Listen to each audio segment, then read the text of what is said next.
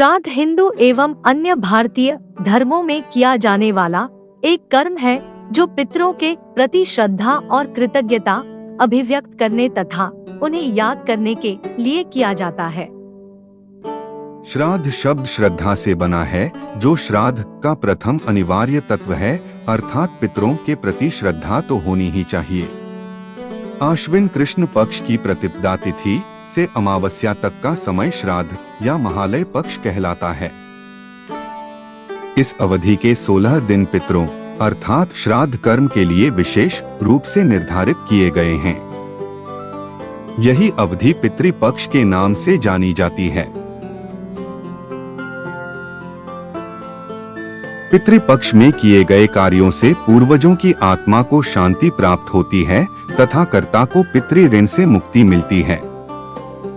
आत्मा की अमरता का सिद्धांत तो स्वयं भगवान श्री कृष्ण गीता में उपदेशित करते हैं।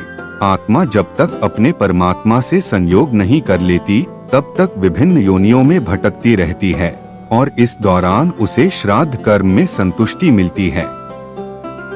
शास्त्रों में देवताओं से पहले पितरों को प्रसन्न करना अधिक कल्याणकारी कहा गया है। यही कारण है कि देव पूजन से पूर्व पितर पूजन किए जाने का विधान है। कौन कर सकता है पितरों का श्राद्ध या तर्पण? हिंदू धर्म के अनुसार घर के मुखिया या प्रथम पुरुष अपने पितरों का श्राद्ध कर सकता है। अगर मुखिया नहीं है तो घर का कोई अन्य पुरुष अपने पितरों को जल चढ़ा सकता है। इसके अलावा पुत्र और नाती भी तर्पण कर सकता है।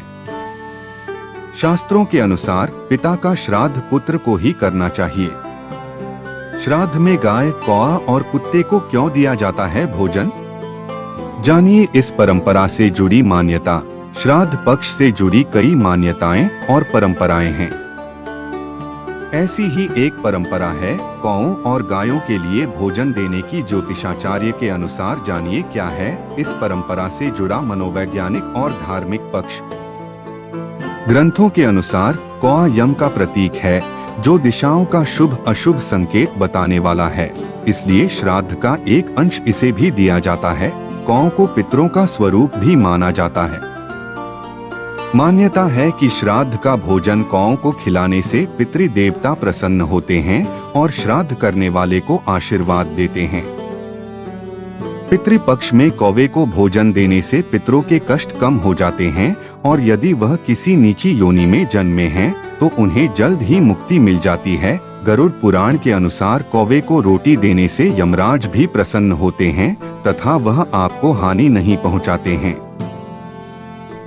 श्राद्ध के भोजन का एक अंश गाय को भी दिया जाता है, क्योंकि धर्म ग्रंथों में गाय को वैतरणी से पार लगाने वाली कहा गया है। गाय में ही सभी देवता निवास करते हैं। गाय को भोजन देने से सभी देवता तृप्त होते हैं, इसलिए श्राद्ध का भोजन गाय को भी देना चाहिए। कुत्ता यमराज का पशु माना गया है। श्राद्ध का एक अंश इसको देने से यमराज प्रसन्न होते हैं। शिव महापुराण के अनुसार कुत्ते को रोटी खिलाते समय बोलना चाहिए कि यमराज के मार्ग का अनुसरण करने वाले जो श्याम और शबल नाम के 2 कुत्ते हैं, मैं उनके लिए यह अन्न का भाग देता हूँ। वे इस भोजन को ग्रहण करें।